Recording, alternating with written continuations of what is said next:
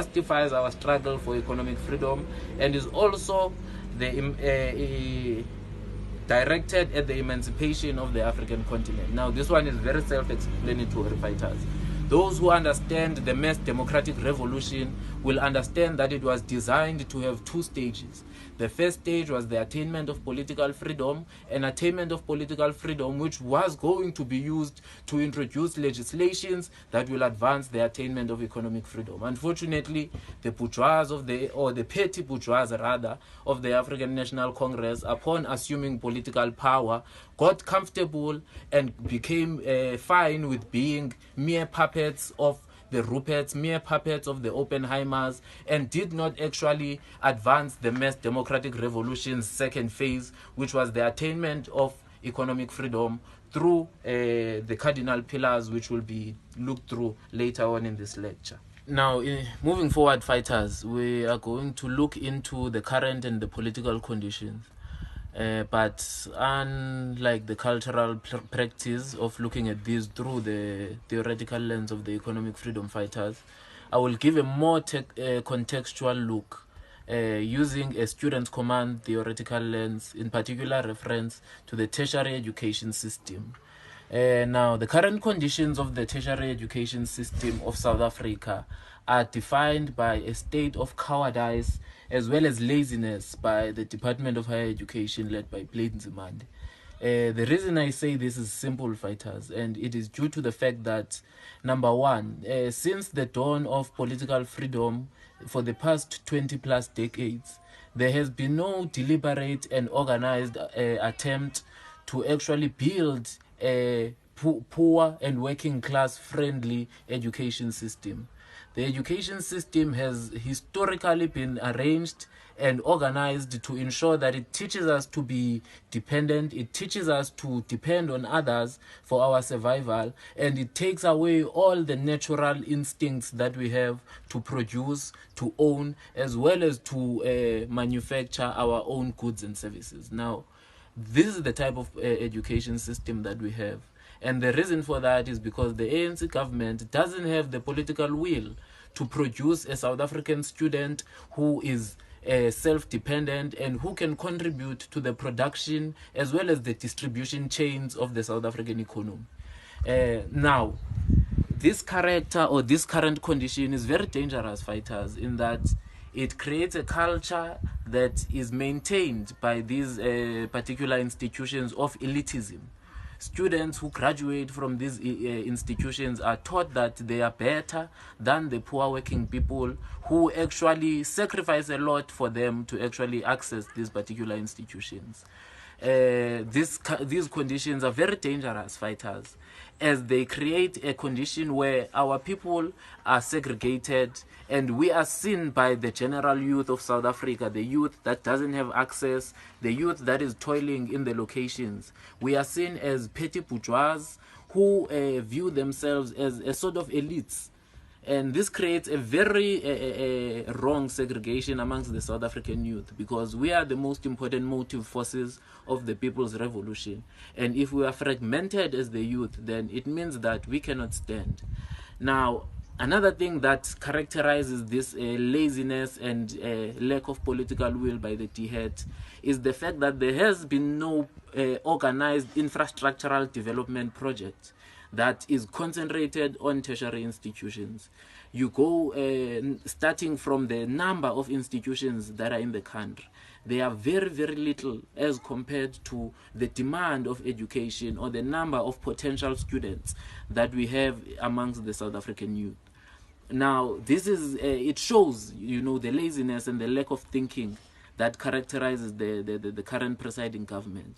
Because you go to tertiary institutions in January when people must register, and the congestion and the number, millions of students or potential students who are rejected by the system shows you that there is actually no capacity in the South African education system to actually serve all the students of South Africa.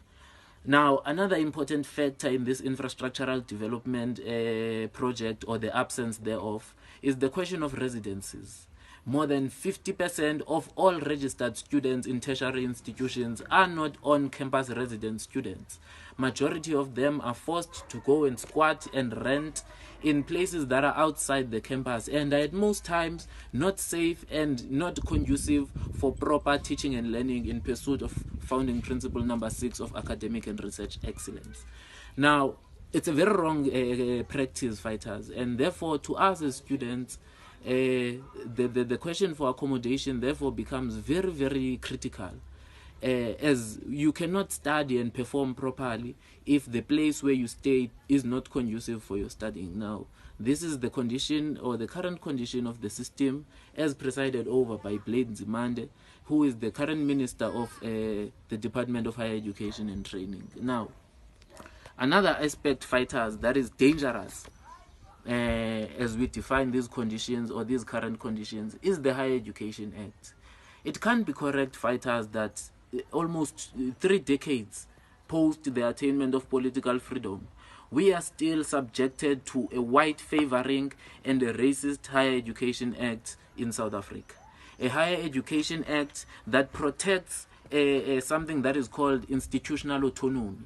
An autonomy that gives power to the councils of universities, knowing very well that the councils of universities are historically racist, are historically occupied by people who are direct beneficiaries of apartheid and direct beneficiaries of the post-apartheid looting of the country. This autonomy, as it relates to council, speaks to the appointment and the representation. If you go check the Higher Education Act, you find that the guidelines it prescribes for appointment of people into council are guidelines that leave you extremely baffled because they are not proportionally representative of the stakeholders of the institution. For example, in most institutions, students, the largest stakeholders of tertiary institutions, only get representation in council through 2 representatives of the SRC, or in some cases 1. This is either the president or the secretary general or the president respective. Now, this is very wrong, fighters, because if you check the other people that are in this council, it's people who are appointed by the Department of Higher Education, it's people who are appointed by donors who we know are members of the private sector, who are reactionary and who are direct beneficiaries of the poverty and maintained landlessness and dispossession of African people, and the direct beneficiaries of the intentional miseducation of the black child. Now, these are the very same people that you find occupying our councils, and councils being the highest decision-making bodies of tertiary institutions in accordance to the Higher Education Act and as protected by institutional autonomy. Now, it's very wrong, fighters, and it's something that characterizes the current conditions of the South African education system. Now, we also the powers of the student and the various stakeholders.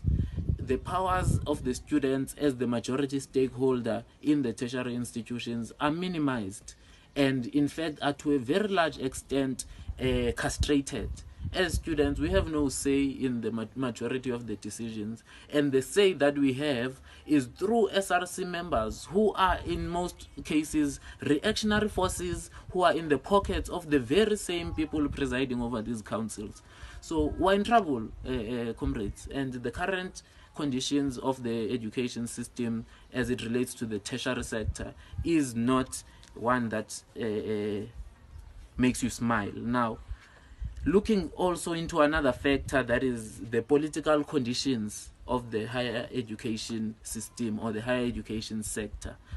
These conditions are currently defined by dominance of ANC aligned structures, reactionary structures that are part of this project, this 1994 class project of ensuring that a majority of the people of South Africa are kept poor and majority of the youth of South Africa has no access to tertiary education. Now, of course, these structures are namely the South African Students' Congress, the South African Union of Students, and SAFETA.